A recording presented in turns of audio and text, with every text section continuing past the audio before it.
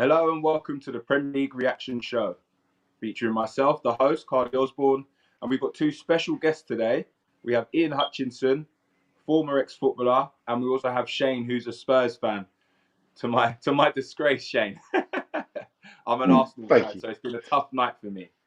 Thank you for having me on. That's good. How are we, gents? We okay? Very well, thank you, Karleigh. Very well.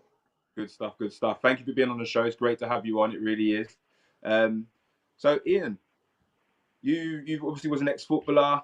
You was at Weymouth for a long time. You was at Halifax, you said, as well. Did a bit of time at Gillingham. So, how did you find that experience? Yeah, well, as a kid, it was your dream, wasn't it, to be a professional footballer at any level? And I went to Halifax as an apprentice back in the day, where it was the YTS scheme. You're probably too young, you boys, to remember that. But it was £29.50 a week on the apprentice scheme.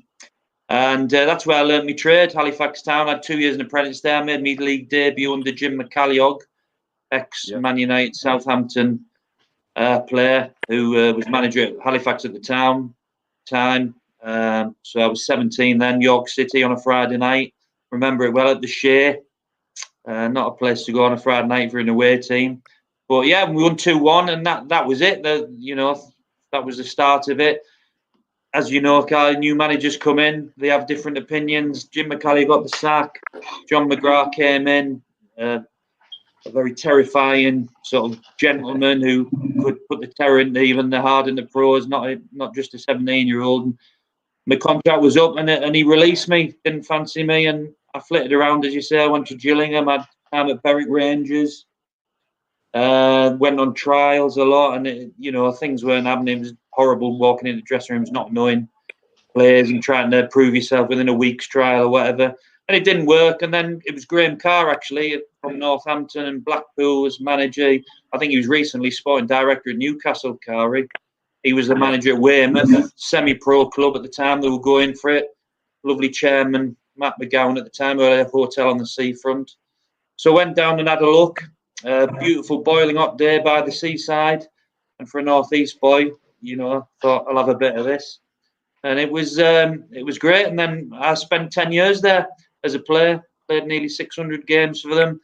Southern League, Conference South. And I think I actually found my level, to be honest. The semi-pro level, at that level, seemed to do okay. I think I survived 12 managers through my time there as well. So, and I actually went on to manage the club in the darker days, unfortunately. But that was in 1995, and I'm still living in the area now. I've got a son down here who's born and bred. So yeah, I've had a good time down here. Fantastic. I love that. And Shane, give us a brief introduction on yourself as well, so people can get to know you. I know you did a bit of time when you was younger at QPR and stuff like that through the academy.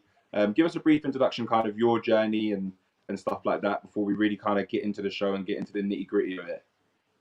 Yeah, sure. So I've been a lifelong Spurs supporter. I would say lifelong, certainly since the early 80s. In terms of my football career, like you said, it's not as talented as what Ian did, but I was, like I said, schoolboy staff down at Chelsea for a little while, and then the main kind of playing was at QPR, as I said, between the ages of 16 to 18. Got the 18-year-old, and it was a case of like, yep, okay, we'll keep this player, we'll keep this player, we'll keep this. The rest of you, see you later. And I was in one of those in that see you later bracket. Kind of fell out of love with the game a bit at that time. Went on to continue to do some study, went to university, etc., etc. Continued playing football, just for the love of it. But I always knew I had a passion to kind of do a bit more on the coaching side of things. So when my son was born, as soon as I could get him into sort of like going to a club 4 years of age, I got him into football. But then kind of realized, well, some of these people that are doing this coaching, I'm sure I could do a better job. So then I began to take the badges, went through, like I said, the initial level ones, then got onto my level 2. And since 2000, I think it's 2008, 2009, I've been on level 3. So I've done some coaching down at Nottingham Forest as well. But my main stuff is grassroots. That's my kind of main passion. in terms of football. But I've kind of stopped that since about 2016. So now I'm kind of just into this, and looking and seeing and talking about football is really getting me some exciting times. Fantastic stuff. I love both of your journeys. You kind of had different journeys, obviously. So I'm really looking forward to kind of diving in a bit more into those journeys, and then obviously discussing the games and getting your opinions on those. But before we crack on, I need to give a massive shout out to our sponsor, obviously, Moss Bros. The 15% discount is back on, so make sure you go down there and get yourself some good clothes for the Christmas dinner and bit like that. Make sure you get your shirts and suits out. So we want to say a massive thank you to them. And of course, please keep liking, keep sharing, keep subscribing, and send your comments in. I'll try and read them out on the show. But we love the interaction. Thank you for the support. And let's just keep trying to build. I hope you enjoy the show. So, gents, now we're getting into the thick of it. Ian, you mentioned that you was at Weymouth for obviously a long period of time. You was there for 10 years, and then you've managed them as well. What would you say was your best moment as a Weymouth player?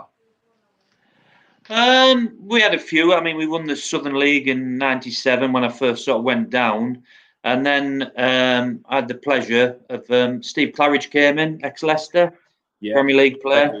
Even though he's now at Salisbury, crack as he was. But that's sort of when I played me best football under Steve Claridge. I was probably about 30 then, and then obviously Gary Hill came in. I think you had Jason Matthews on the show the other week, who played under Gary as well, Wim, the goalkeeper, and won the Conference South in 2006. That was when I was coming to the end of my time then, really. But talking about Gary, probably the best moment for us was we played Dagenham and Redbridge in the FA Cup, or with the FA Trophy, might have been. And it's when they went on their great run in the FA Cup. I think they beat Charlton. A few years ago now, but we played them away from home, and I think the Dagenham fans had to get a ticket to go to the Charlton game. I think it was a replay, and we turned up, and I think we got a police escort in the ground and treated like stars for the day. We were coming there thinking we were going to get battered, and we beat them 1-0, which I keep reminding Gary about in the last minute. And, so little things like that, for a non-league club to go there and do things like that. But yeah, they won the league twice, which was great for them. And now to see where they're at now, I mean, I went to the game yesterday when they were on live on BT Sport against Halifax, and they've come a long way from the dark days where they were going into administration around 2010 when I was involved as manager. But it's fantastic now to see them where they are in the conference, or the National League as it is now, and fingers crossed they can hold their own.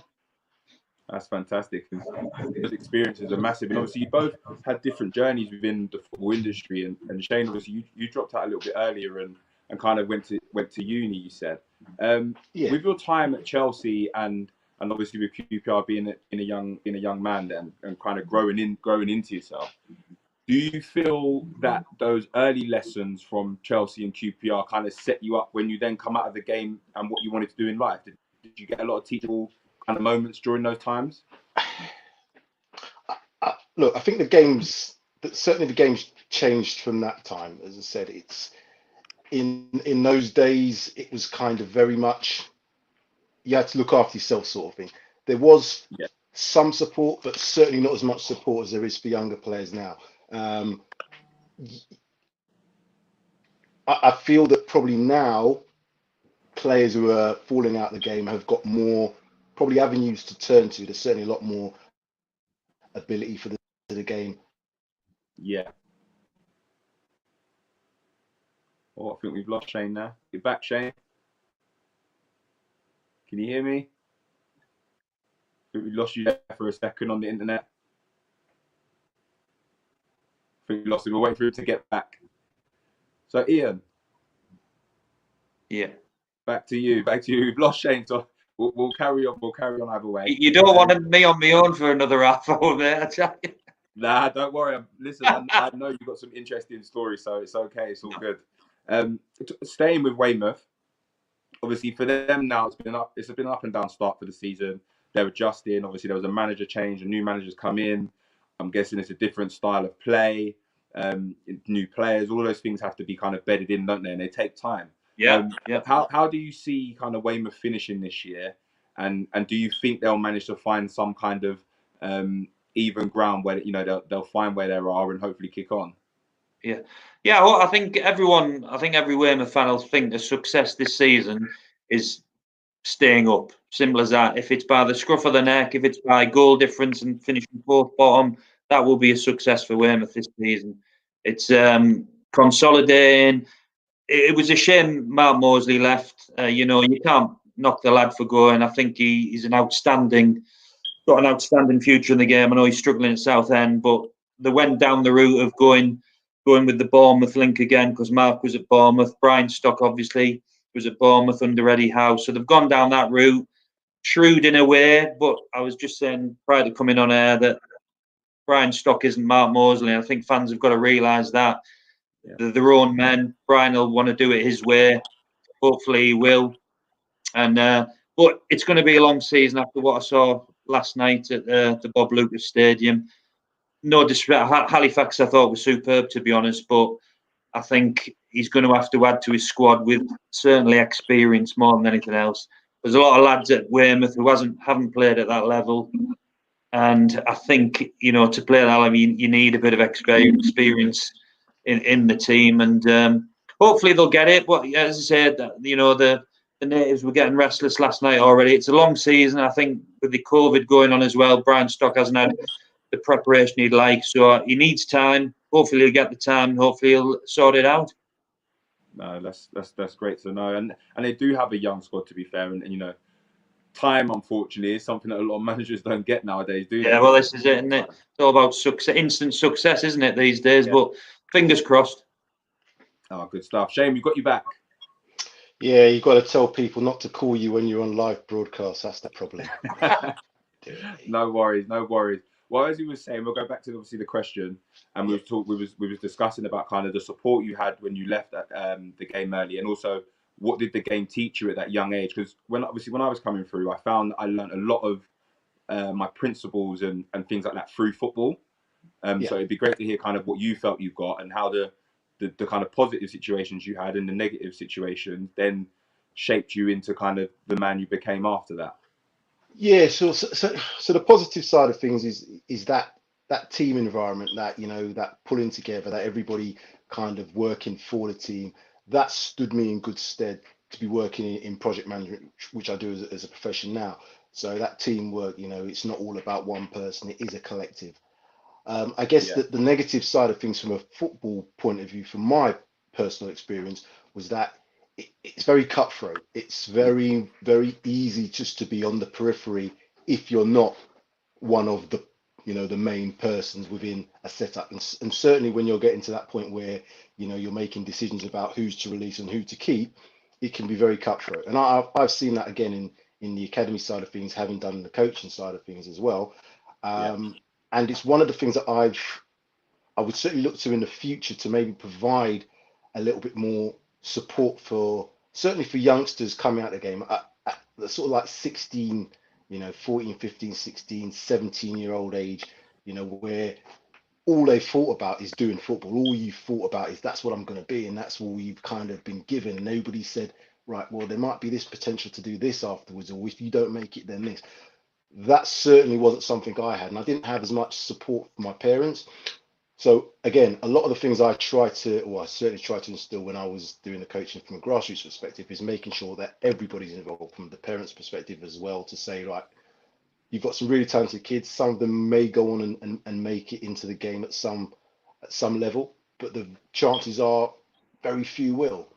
And it's getting that sort of information across to people to make them understand it's a very, very slim chance. As Ian will probably tell you, it's a very small chance to make it in a professional game. And this whole aspect that, you could be that talented, and even if you have that talent, it still doesn't always work out for you. So you have to be prepared. And I think that preparation of, being able to now as an adult see that is going to help me when I want to try and help some of these youngsters when I get back into the game. And I will do that. That's what I want to do. No, that's brilliant. And I can relate to a lot of what you said there. I mean, I have my own academy myself, and one thing I try and kind of teach the kids and help them understand, because football is such a strange profession, and it's its own world, isn't it? So you'll be competing a bit against your best friend. you know, which is something you have to deal with daily. You have to work alongside them, but you're also working against them. And not only that, you get young kids from the age of kind of 4 or 5 thinking about their adulthood and what they want to be as an adult from such an early age, and they kind of almost forget the fun side and the childhood side because they're so focused on that end goal. And one thing I always try and kind of teach the kids that you know that come to my academy is sort of staying in the now and just working on every time you're at training, make sure you're better than your last training session. Make sure we improve on the last training session and kind of get them focused on the process rather than the end goal. Very, very good advice to them, certainly. Is that something that you try and instill as well in kind of the kids you work with and stuff like that? Yeah, because again, I go back to that point. There's so few that will make it in the game professionally. Now you can have the love for the game and you can take that as far as you can go, even when you're, you know, 50, 60, 70s, you can still enjoy that sort of aspect of football. But if you're, particularly from those early ages, and academies are taking players a lot earlier and earlier these days, if all you know is from the age of 5, you're in a club, a professional environment, and you're being told, or certainly believing that you're going to be a professional footballer, at that early age, that's kind of like almost, you know, you're almost programmed to believe in that. So that fall of not making it can be so devastating that you think your whole world's done. And at 16, 15, 16, your world's just starting. You know, there's no age, but you cannot emphasize how important that is to try and get that support to kids of those ages to say, right, your world's not finished, it's just starting. There are other avenues. It doesn't have to necessarily be through this club that you might make it. You could make it in other areas, through the non-leagues, through, you know, playing the game, being seen at university. There are a lot more other areas to be seen as a professional, or to make it in the game now, I think. Yeah, I would agree with that. And Ian, obviously, you know, you've had experience in terms of you know you managed Weymouth and you've been in that kind of coaching environment as well. And how did you find trying to, you know, bring young players through and bring them into the squad, and also with the more experienced pros, how did you manage them with young players? Because sometimes, you know, you can get those experienced pros who are extremely tough on kind of the younger players that are coming through. How did you manage those two types of situations and scenarios? Yeah, well, the one thing about me management, that's the beauty of it. I love the man management side of things. Now, when I was manager at Weymouth, we were in the dark days. There was no money. My budget was limitless, if you like. So I had no choice but to play a lot of youngsters, players who'd never played at that level. And, you know, they were frightened lads, to be fair, going into that sort of environment. But I loved it because at the end of the day, that's where I'd been, and I'd come through the ranks. And as a manager, you want to manage how you wanted to sort of be managed yourself as a player when you were that young. And you know, sometimes you put your arm around them with the experienced boys. You tell them to look after them as well, which they did brilliantly as well. But you know, as we all know, the experienced boys, you do get your big time Charlies. Yeah. And you have got to rein them in at times, if you like. And, you know, because we were all there once, when we were all a young kid, terrified coming through. Yeah, you get your cocky young kids. I certainly was. Now, you know, I needed an arm around me. It's you know, you wrap a few in cotton wool, and others you give a rollicking to. And it's just trying to get the character, trying to know what they're about. And go from there, really. But they were fantastic for me in a really difficult situation. And it's like Shane was saying about youngsters there. You know, I know lads down here who've been on books at professional clubs from the age of 7 all the way to 16. Never got the chance to play with the mates on a Sunday, whatever, because they were contracted.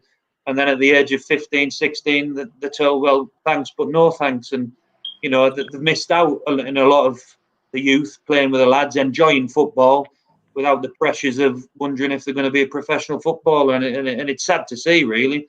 And a lot after that go by the wayside who've got a lot of talent, but think, well, no, it's too much pressure. I just want to enjoy myself and play with my mates. But don't you think as well, Ian, it's almost, sorry to interrupt you, it's almost knowing the characters as some of the players that you're working with, because there's such a diverse range of personalities within any football squad, football team. You'd have those players that they could almost take anything, you know what I mean? You could give them that sort of real hard lesson, that real hard talking to, and they'd be like, right, I'll take that and I'll run with it. Whereas others, you know, it might not do them any good. And that's knowing your players. That's knowing how you can approach them. And that's what I've learned. It's getting the balance right, isn't it? 100%. And that balance, when you're a manager of a squad, 15, 16, 18 players, it really is a job. Like I said, I used to think I was a social worker, you know, a school teacher, a coach, a mentor. You have to be all these things to all these players, and in different levels and different abilities. So it's a tough challenge, and one that I don't envy anybody who has to do this on a regular basis, particularly at that top level as well. Yeah, you know, it's difficult. Absolutely. That's fantastic points then, and some things that people, because you know, I'm sure there'll be people watching this who maybe have kids that are going through that journey now, the academy journey, and things like that, and we do forget that. I think that gets forgotten, that kids do make sacrifices from such an early age to follow that dream, which at any moment can be snatched away from them by someone else's opinion. Yeah, absolutely.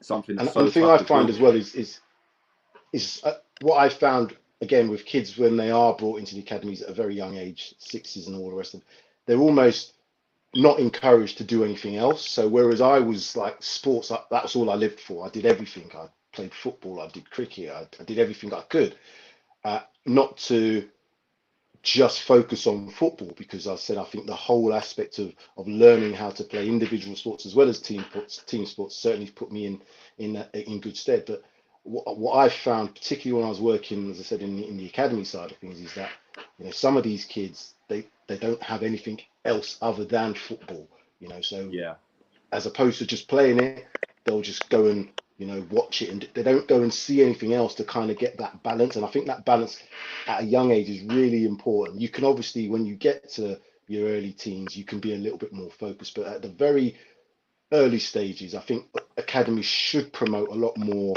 you know, diversity in terms of how they let their kids are, and maybe let them maybe go back to some of their Sunday league or Saturday league clubs to do that, and not just keep them exclusively, because I think that as well has a detriment to them. You know, they think they're in an exclusive club, and when you're let out of that exclusive club, you know, you like I said, you think your world might have ended.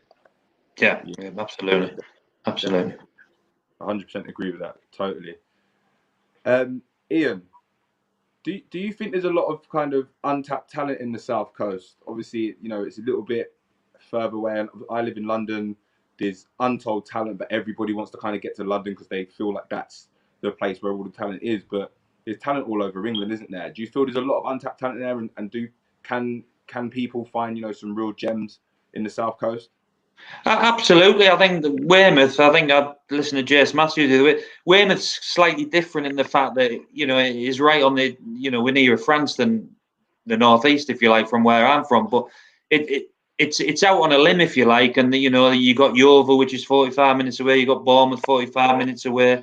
So to bring a class of player into Weymouth back in the day was tough, because you had to pay the money to travel for a start.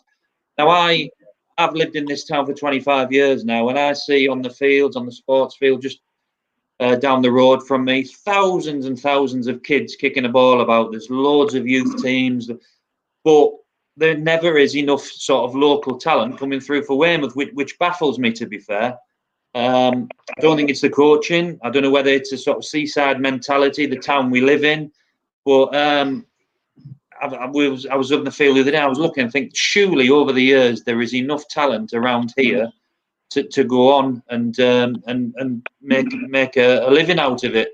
And it's a shame. It's a shame, really. Like you say, in the London, you've got a big sort of area there, Bristol nearby to us, I suppose, big catchment areas. But in little sort of Dorset, there isn't as much. I know Bournemouth obviously are on the map now. And like I was saying about the young lads going there, and then getting told at the end of it there's nothing for them. And I think, like Shep said, it is a detriment. And sometimes their heads drop and think, well, that's it. But at the end of the day, it's one man's opinion. You know, I've been sat in an office a few times saying, look, you're not good enough. We don't want you. But you can either go two ways. You can drop your head, or you can be determined to say, well, I'm going to prove you wrong, mate. And it's only one man's opinion at the end of the day. But it'd be lovely to see a bit more talent coming out of the sort of, like you say, the South Coast. There's certainly Dorset, as I said, with Weymouth as they are now. They're in the National League, and hopefully young kids look at that now and think, well, let's have a go. This day and age, you've got social media, haven't you? You got, is it FIFA and Xbox, and they're more interested in playing that than going out and kicking a ball about. Which, but I'm a dinosaur now, so I don't know much about that. Really. No, I agree. The kids aren't out enough, just kind of, No.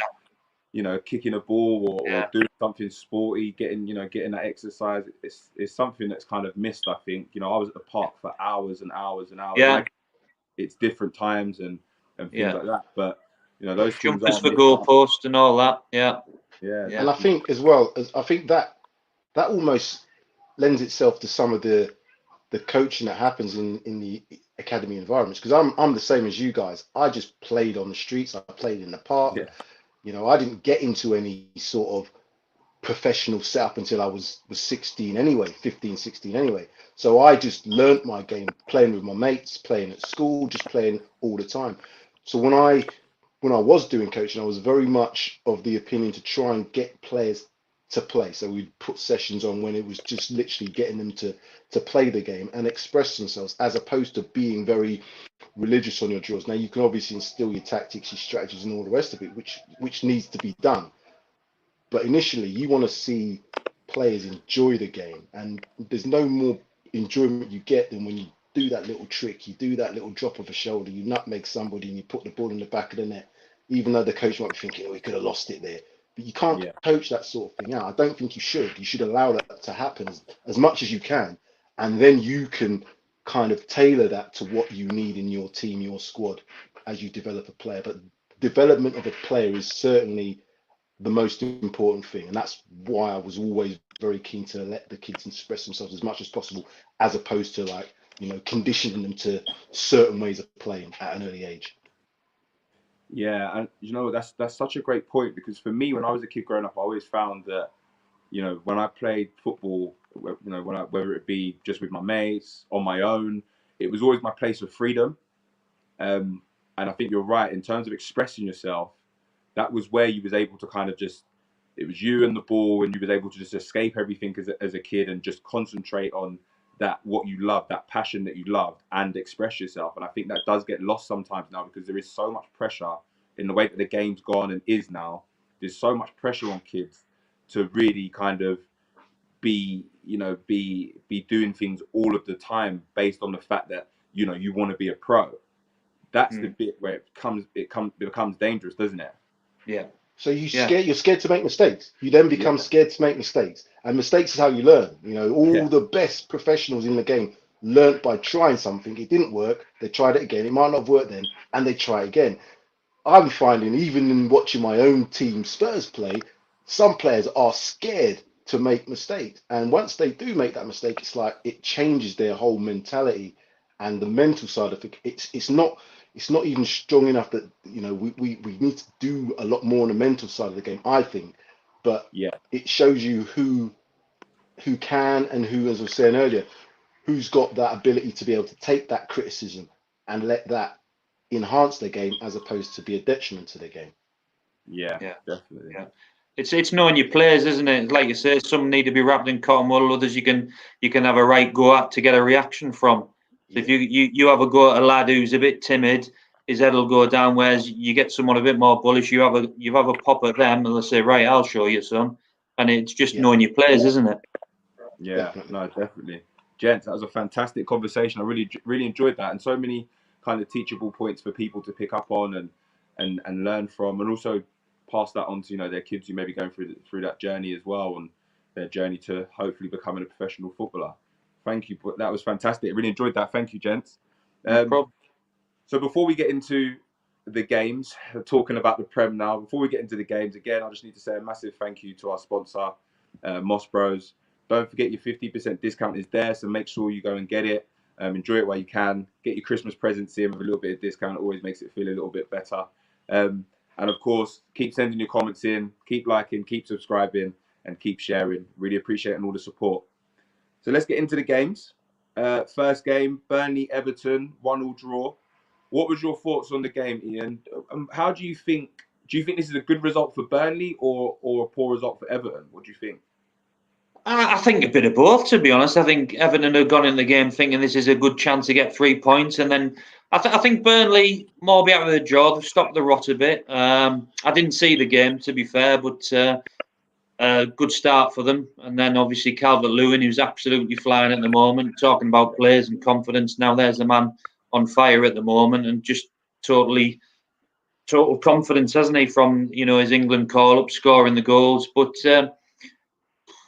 I don't know. I think it's a bit of both. I think Burnley would have seen it as an opportunity to win the games. So would Everton. So maybe a draw. Burnley probably might be a little bit more happy about. Yeah, Shane, do you think Burnley will escape the kind of drop and escape the relegation zone? Obviously, they've had a kind of up and down start. It's not been as positive as usual. Do you think Burnley have got enough to stay up this year, or do you think maybe they've kind of come to a point where they've really been worked out and they need something different?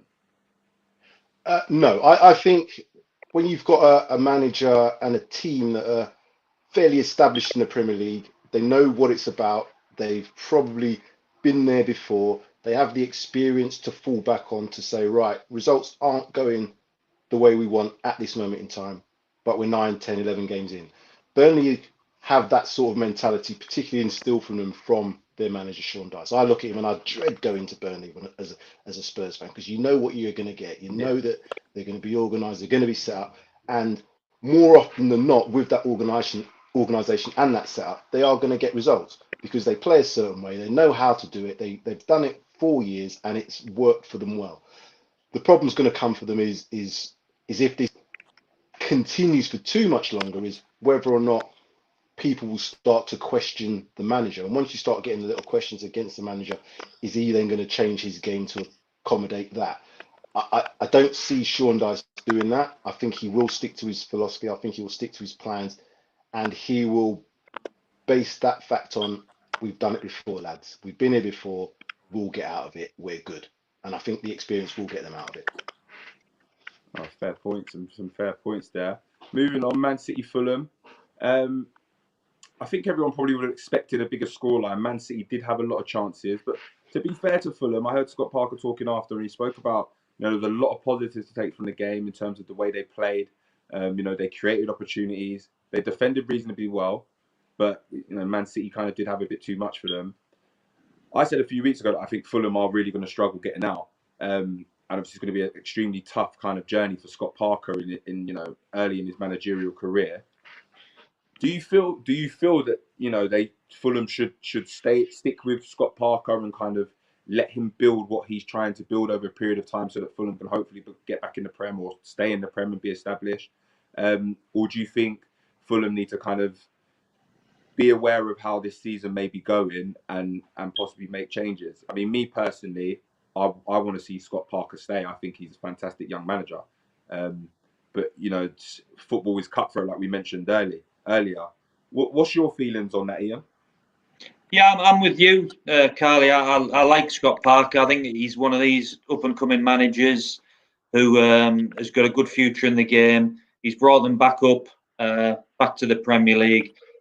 And I saw them, was it against Everton the other week, and they're just, unfortunately, the way Scott Parker likes to play, which is in the right way, but they were wide open. I think they were, from the first kick-off, they were trying to play from the back. First 5 minutes, I mean, as a manager, you might know, first 5 minutes, 10 minutes, get the ball in behind, squeeze, and I mean, this is a dinosaur talking. I know the game has changed from that, but we were just wide open, and Everton just for the first 10, 15 minutes back to them, and they were up against it from there on. But I love his philosophy. I love the way he tries to play. I really do hope that they do stay up. But sometimes you've got to have a plan B. I'm sure he has got a plan B. And, they didn't do bad against City yesterday. And, people would have thought it might have been a cricket score, but they held their own. And probably playing against the Man City type side who like to get it down, player on the back as well, might have helped them a little bit as well. But, I like him. I think he comes across very well in interviews as well. Very professional lad, plays in the right way. And that's the future, isn't it? These young managers coming through. And, I really do hope they stay up. Yeah, no, some great points there. And Shane, Man City, they've kind of had an up and down start, haven't they, this year? And you know, Man City are always kind of up there to just win everything everyone expects because of Pep and the way he plays, and obviously the team and squad that Man City have. Do you feel like Man City have fallen away a little bit with their inconsistency? And do you think they've got enough to kind of, you know, stay with Liverpool and now Spurs, who you would be very happy about, but who are obviously being fantastic at the moment? Do you feel Man City have got enough to stay with them, or do you think there's a slight shift in the way the Premier League is shaping up? In terms of City, what I think, City are always going to have talented players. They've got an abundance of resources. They have probably the best manager, and they have a lot of good players. Where I think City are coming unstuck at this present time is their leadership. Vincent Kompany, you know, David Silva, Sergio Aguero, Yaya Toure. These players were big personalities in that dressing room. So Ian can testify. When you've got big personalities in the dressing room, it makes everybody around you have to take notice.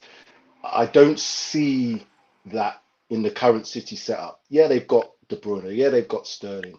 You know, Mahrez. You've got Jesus and all the rest of those players. But I don't see any of those guys as a real natural leader that's going to say, right, hold on a minute, this isn't working right. We're going to change this on the pitch. You know, they're very much a Pep molded team. And sometimes in football, you have to just play a little bit different to get a result. And I look back at the game we played against them, Spurs played against them, and that's what they did. They just kept playing the same way. They kept trying to do the same thing. And we said, right, we know exactly what they're going to do, and we'll catch them in the break. And we did.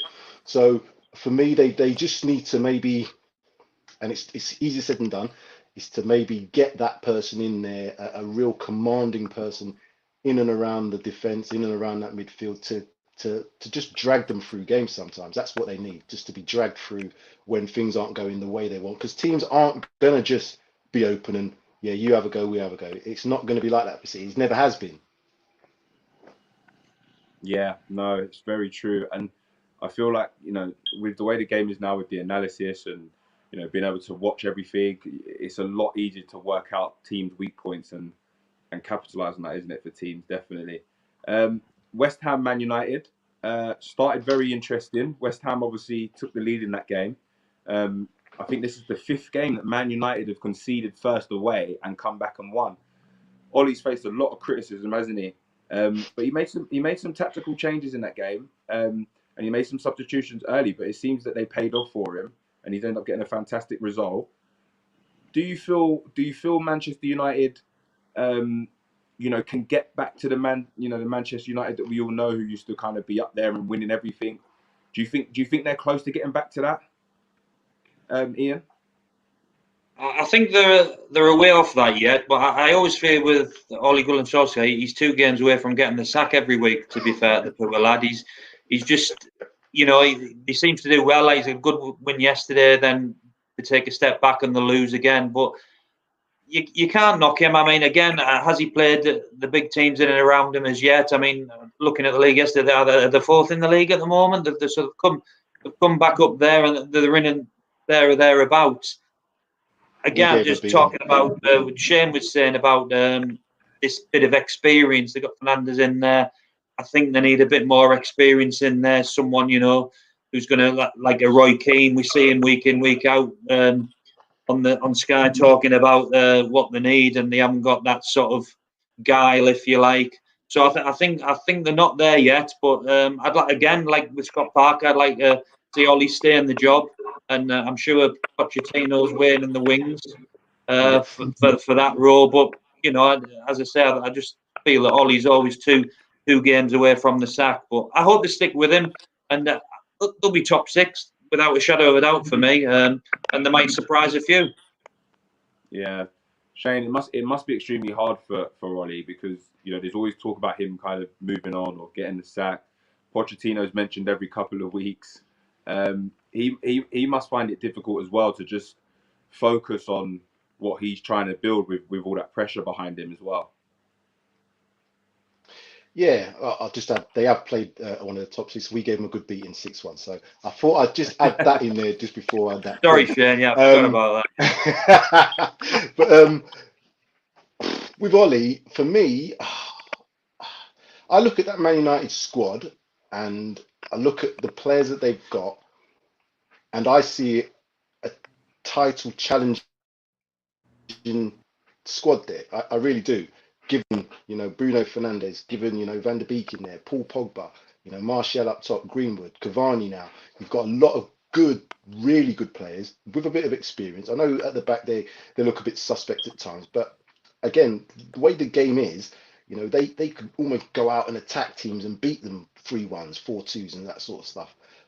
But Ollie just seems to be, I don't know if he actually knows his best team. I also don't know if he's got a specific attacking style. Now, they seem to be doing better when they are the underdogs, when they're counter-attacking and they've got the use of them real fast players up front. But that's not the Man United I know. I know the Man United just going and steamrolling teams. They used to steamroller us all the time. I hated going up to Old Trafford and watch a game because we never won up there. And even when they came to our ground, they just used to steamroller us, and they just took that attitude, we would beat anybody.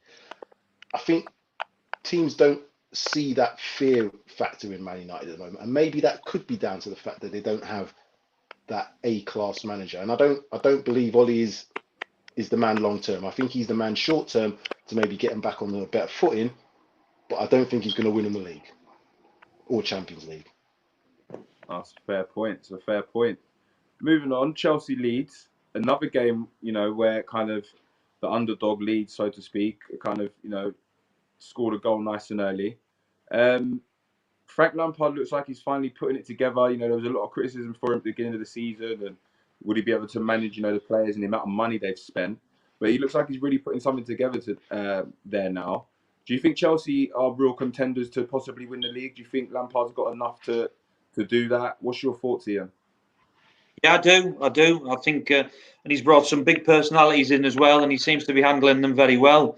I think, he's going to be a top-class manager, and I think one day he will manage England. For me, top three for Chelsea, without a shadow of a doubt. He's added to the squad well. He's got great experience in there at the back. The lads at the back, Thiago and Zuma, is it, and up top as well.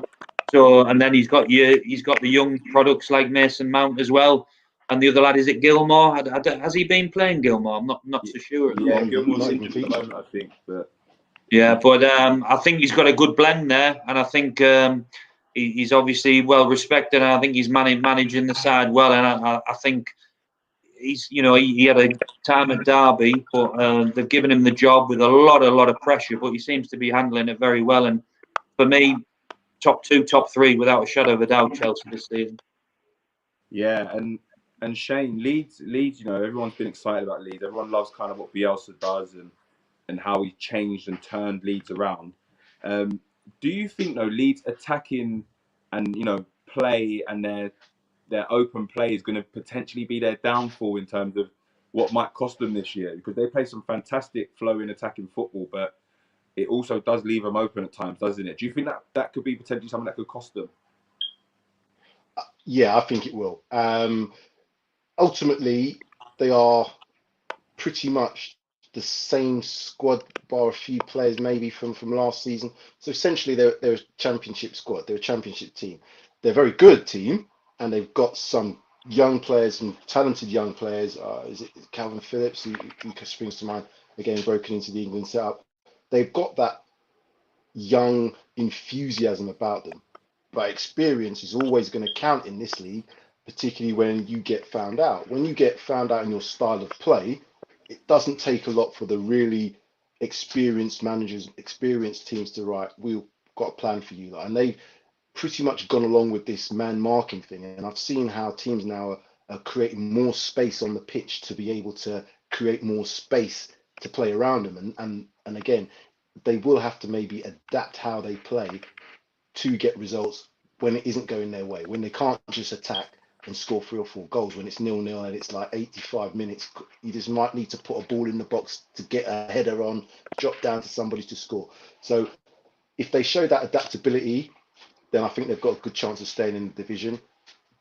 But I think Bielsa likes the way of playing. Maybe that might be his downfall. we'll see. Fair enough. West Brom Palace, obviously not a good result for West Brom at all. Palace have been good this year on a whole. I think you know they've been scoring a lot more goals. They're definitely more attacking than previous years. Do you think Palace could be a shock team this year in terms of finishing kind of maybe in the top 6 out of nowhere, causing a few upsets this year? Do you think Palace have got enough to do that, Ian? I wouldn't say top 6. I think they'll be safe. I think it's a typical Roy Hodgson side, isn't it? Very safe. If you like, they are sort of an old school sort of team, stringent 4-4-2. I think Zaha's the man. He's the difference, isn't he? Again, today, I'm just watching it here actually now that he was the. I think there was a stat or something that every time is it 12 games, he's missed 10 of them. They lost all 10 when he hasn't played. Yeah. He's a live wire up there for them. Bit harsh with the sending off, I think, for West Brom today. But it's just your typical Roy Hodgson side, isn't it? Very stringent. Do that on the counter attack. The sending off helped them today, but nice to see Benteke on the score sheet as well. I think it's his first Premier League goal this season. That'll do him the world of good. But I can't see him as a top 6, but I can see them as just being a safe middle of the table side again. But for a team like Palace, I think they'll buy that. Yeah, no, totally. West Brom obviously struggling a bit. You know, they need to kind of get that change of results, but they put in some good performances, but unfortunately, it's just not enough at the moment. But we'll see. Hopefully, West Brom can turn that around. Sheffield United, Leicester, again a difficult result for Sheffield United, who seem to kind of be really struggling at the moment in their second year in the Prem. Leicester are a fantastic team when they're at it, aren't they, Shane? They could be dangerous. Jamie Vardy scoring again. Being a Sheffield Wednesday fan, I'm sure he enjoyed that moment as well. What do you think Sheffield United need to do to turn this around, and how quickly do they need to do it? If it's not already too late, that's the thing. They played 10 or 11 games now. They're around about that sort of number. They've got 1 point from those 10, 11 games. That's not a good start. That's not, by anybody's book, that's not a good start. The other thing is, again, they had that last year, that unknown factor. They were able to play that certain way with their 3 at the back by then having 2 of their centre backs being able to go into positions higher up the pitch. Again, that's been worked out. You know, they're not able to do that. They've had a bit of bad luck. You know, they could have had a draw today, and Jamie Vardy did what Jamie Vardy did and scored against them in the 80 whatever minute it was. That's unlucky. But I don't know if they can pick up enough wins, particularly away from home, to be able to stay in this division now. It's going to be a struggle for them. So to answer your question, I don't know what they're going to do. I really don't. I really don't know what they're going to do, because I personally think it's too late already. I personally think it's too late. Yeah, interesting. Leicester, you know, they're a good team. Brendan Rodgers has done fantastic there. I feel Brendan Rodgers is a very underrated manager, in fairness. You know, I think he's a fantastic manager. What he built at Liverpool, you know, what he's doing at Leicester now, what he obviously did at Celtic as well. He's been fantastic kind of everywhere he's been, hasn't he? So, you know, I'd say to you, Karleigh, what I would say is you lot missed a trick there. I think you lot should have got him. That would have been the manager that I would have picked up. Had Jose not come in, I would have loved to have Brendan Rodgers, because he's got a way of playing, and you know, I think he gets results. He's proven that it's that last little hurdle, the last 5 games, whether or not he can push it in the Premier League. He's done it obviously at Celtic, but in the Premier League he kind of fell short with Liverpool, and he fell short again last year with Leicester. So I think he'll work that out, and I think he is top manager now, and he's going to probably be better. Yeah, I 100% agree with you, actually. I really wanted Brendan Rodgers, because I think he was something that Arsenal needed. I think, you know, he was different. He wasn't the normal Arsenal, you know, go-to manager, so to speak. And I think he would have changed the philosophy completely at Arsenal. And he would have been something that Arsenal needed. So I agree with you there. I think we did miss a trick not getting in. For sure. I think he still might. I think he still might get the job there soon. You never know. Yeah, to be fair, you never know. Yeah, I don't know if he's going to leave. I don't know if he's going to leave Leicester now. You don't know. Not now. You don't know. True. Very true. Well, moving on to the game that's going to hurt for me to talk about. Tottenham Arsenal. Shane, I think it's only right that we go to you first with this game, being a Spurs fan. You know, Jose Mourinho has we know how great of a manager he was, but people started to question on whether he was kind of almost done in the game in terms of management. And you know, he didn't have great success at Man United, although he did have success, but it didn't seem to be the same kind of teams he was producing. And also, when he went into Tottenham, you know, he didn't probably hit the heights he wanted to hit originally. But what he seems to have done kind of this year, this season, and how he's kind of changed the mentality and philosophy there is incredible. And they're obviously at the top now and getting some fantastic results. Another one today. Do you think Jose Mourinho is still the Mourinho we know, who will go and win things? And do you think he can get Tottenham over the line and win the Premier League? Short answer, yes. The reason I say that is I think the squad that we've got now is better than the Man U squad that he got to win the Europa League, the Carabao Cup, and got them second in the league over his 2-3 years that he was there. Our squad is better than that. They won that with people like Phil Jones, Marouane Fellaini, and the likes of those. We've got a more talented squad. What he's able to do now is he's been able to give our better players almost to a brainwashing aspect. He's got them to buy into what he thinks is the best way to win games and to win titles and to win trophies. So you've got Harry Kane, you've got Son, you've got Højbjerg, you've got Lloris, you've got Dyer, all these big personalities in the squad who are doing the jobs that some of the other players might think, oh, I don't know if I don't need to track back. But he's got all those guys doing it. So if you see Harry Kane heading off his line in the 80-odd minute, there's no excuse for any other player. No excuse whatsoever. He's our best player. Son is our best player. Tracking back, making tackles in his own half. If you've got all those players buying into that, the other players have to. And if they don't, they're by the wayside. So you've got the likes of Dele Alli, who's not even making match day squads at the moment because he may not be buying into these same work ethic. He's a player that relies on, and we were talking about earlier, he's a playground player that relies on his talent. He's got a great ability, but at this age now, he needs to work in a system, in a strategy, in a formation. And last year when we had Poch there, he was able to maybe just play whenever he wasn't playing well. So Poch would like play him. It doesn't matter. Dele Alli, your talent will play you. Doesn't work like with Jose. If you don't work, I don't care how talented you are, you're not playing. That's proven now. Yeah, totally agree. We've got a comment here from Carl Bartlett. He says, "What's going on at Arsenal? What's wrong with the senior players? He would drop all the senior players and play the youth. What do you think about that, Ian? What is going on at Arsenal at the moment? It's just a very frustrating place at the moment." It has been for a long time, hasn't it? I always say you've got to be careful what you wish for when they were all moaning about Wenger. But I know it was probably time for a change then. Emery came in. I mean, where are Arsenal 15th in the league at the moment? And I know it's still early days, but where was Emery when he got sacked 6th? I know I can understand Carl's frustrations there about dropping all the senior, bringing all the youth players in. It doesn't work like that, as we know. Whether they mollycoddle these sort of prima donnas, your Ozils and all that, but at the end of the day, it's down to the manager to galvanise things and get them playing for him. I like Arteta. I think a few weeks back, he was lauded as going to be one of the best ever when Arsenal went on had a good run to start with. Things aren't going so well now, but again, he's a young manager coming through.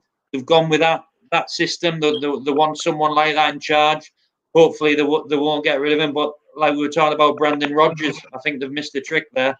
I really do. Getting someone in like that, but it's going to be tough for them. I don't think they'll be in trouble. I think they'll be, maybe top 6 again. But it's not good there. It doesn't seem a good atmosphere. I don't know what the situation is with Ozil, but I don't know whether he's a bad egg. I mean, you'll know more than me, Karleigh, on that about these type of players. But something's got to happen for them. And Aubameyang and Lacazette, signed massive contracts, haven't they? Yeah. It's up to them to pull the fingers out and sort it out, isn't it? Yeah, totally agree. So Arsenal's a very difficult team for me to talk about at this moment in time, so I try and keep it as short as I can. All right then, yeah. I thought we were going to let me have a go, but it's all right. I don't mind. I can't take any more, Shane. I can't take. It's too much for me. It's every week now. It's difficult. Moving on to the last game, obviously it's playing at the moment, Liverpool Wolves. last I know, Liverpool 1-0 up. I'm not sure if the score's the same. But Liverpool, everyone kind of wrote them off as soon as Virgil van Dijk got injured, but they've still been fantastic. It's 4-0 now, 78 minutes. There we go. So it's 4-0 now for Liverpool. Everyone wrote them off, didn't they? Kind of when Virgil van Dijk was injured and said they're not going to be the same team, but they're still performing, still getting results, and still obviously fighting at the top of the table. Do you think Liverpool will do it again this year, Shane? It pains me to say it, but if they're getting results like they're getting now, with basically their back four out, it can only be good for them. It can only be good signs that they're able to get these results without Virgil van Dijk, without Gomez there. I don't know if Trent's playing today or not. I know Robertson was injured as well at a point, but whether he's playing again. That in any team, when you take out even one of your best players has an effect. But to have your back line out, which you rely on your fullbacks to create a lot of your opportunities, it can only be good. So that can only be the ability that the manager has to convince all the players that are not playing every week that, right, you're as important to this squad. And that's where good managers, earn their money. They're able to convince the players that are not playing regularly that you're still a highly important member of this squad. And for this reason, they're able to get results still with the back line out. So, as much as I'd like to say my team's going to be there or thereabouts, I think Liverpool are the team to beat. Anybody that finishes above them will win the league.